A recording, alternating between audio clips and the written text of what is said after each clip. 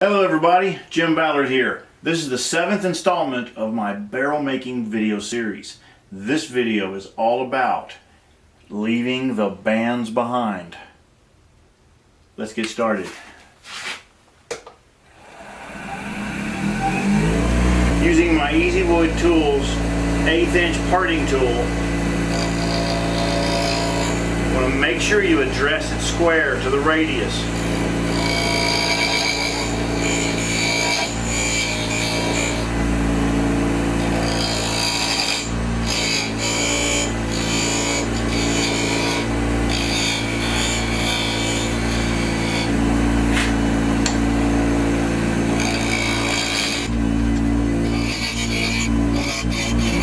Lowered them about a 1/16 of an inch.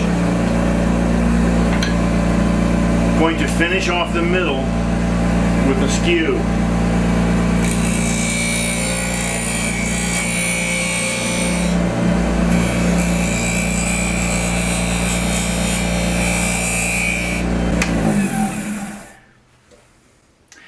And that is leaving the bands behind. Well, that's all for this video.